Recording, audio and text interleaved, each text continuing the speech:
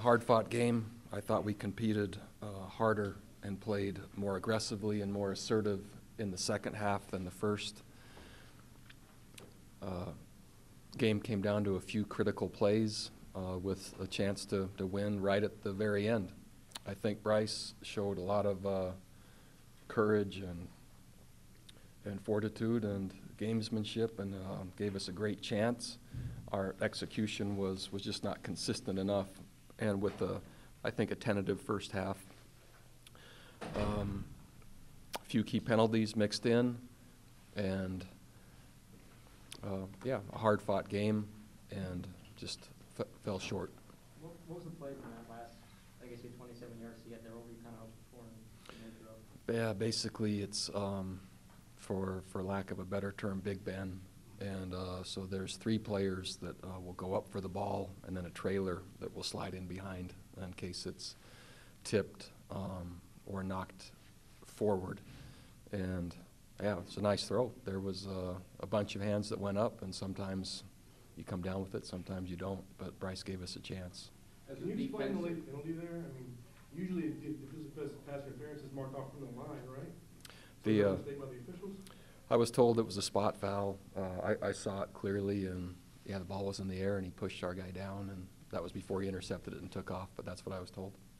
Yeah, as a defensive guy, what do you think about running back getting over 200 yards? Yeah, it's not acceptable. There's our run defense allowed time of possession, but also in a game we made critical stops when we had to and kept the points low enough to have a great chance to win.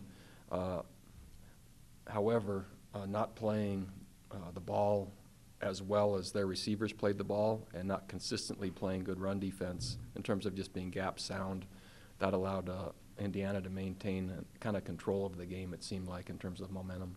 What about his cease? I think he had a play that was ruled the first down at one point and then taken back. I mean, what do you see there? Yeah, the threshold I know is indisputable video evidence, so they must have been indisputable. But I thought he had a first down. What about your own offensive line? I think we struggled. So Bryce is very active, and so he was hard to get on the ground and created and did a lot of things on his own. Indiana kept our run game going lateral more than downhill for a lot of the night, which mitigated some of Jordan Ellis's effectiveness. With 63 yards, you know, we'd like him to be over 100 certainly, but they kept him going lateral more than we would have liked. How much did the weather limit what you wanted to do in the passing? How much did you have to maybe change the playbook because of the weather? You know, we probably didn't change as much as maybe they did. Our intent was to run the football and run it effectively, and the weather certainly, I mean, it affected both teams, and it changed the style of play, and it took a little while for, I think, to see how the game was going to be played and what you could do and what you couldn't do with the weather. And so maybe that contributed to some of the feeling out nature of the first half. So, yeah, I would say it changed it, but, you know, it changed it for both teams. The early fumble on the kickoff return, how much did that haunt you? Man, when you consider a game that goes right down to the very last play, every possession counts. And as much as that one hurt us, the two blocked field goals, or the blocked PAT and the blocked field goal, man, those really helped. So, but yeah, that did hurt, and they capitalized on it, and ultimately any one of those plays has a chance to change the outcome. And that's where our program is, in my opinion, is we're battling for these kind of games. A year ago, we're on the field and have to make stops on fourth down to win games, and you know, this time we're throwing it in the end zone to try to win a game. And that's so when you're in that place and when you're in that stage, man, every single drive matters, but you can't present it as such without, you know, just being overbearing on the magnitude of what the game looks like. Coach, you may have already answered this question, but how's the weather when you knew pretty much it was going to be raining all game? How do you prepare for that, and how did it affect you? Oh, I don't think you can prepare for it as much as what either team would have liked. When we're back home, anytime it rains, our offense goes outside intentionally. But yeah, you change the plan as much as you need to, and then you start the game and see what actually you can do and what you can't, and how much the weather affects you. And so I'm not going to say it changed us dramatically, and it was the same for both teams. What was the last play? What were you trying to do? I mean, obviously you needed a touchdown. Yeah. I mean, was there a certain play you ran? Or? It's just Big Ben. It's a Hail Mary type of play. With Joe, I mean, obviously he doesn't have to always run it, but what's kind of your thought on maybe the way he's kind of going to go about that in the future? You know, we were just surprised first that they kicked it to him.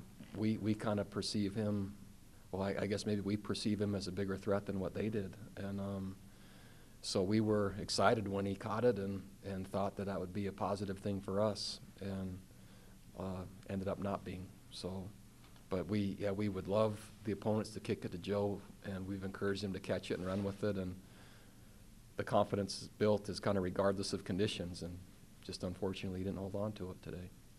How much did number 21 for Indiana, Stevie Scott, the running back, surprise you, or did you kind of know going in he might be a threat? No, we didn't think they'd be able to run the football effectively, and so we learned a lot about our team today, and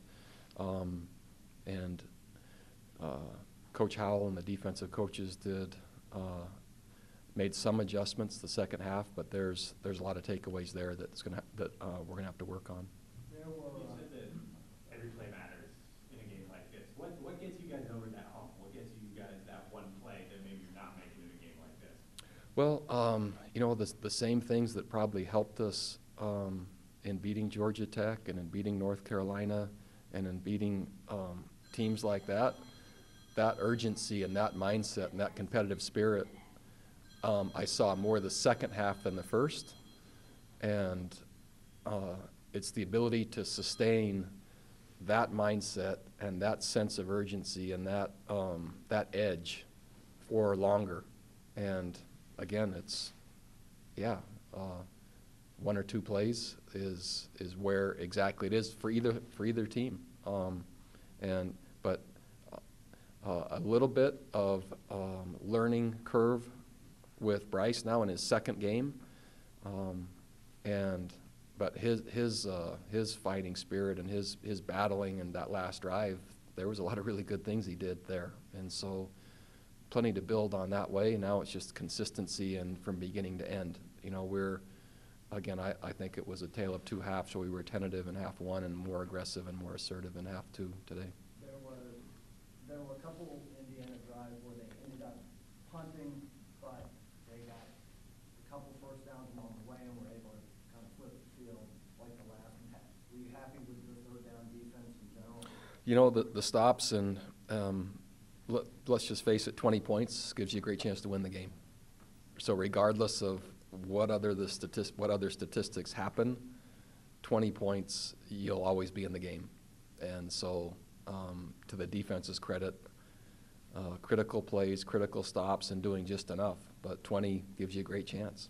Did you sense they were really gearing things toward Jordan Ellis?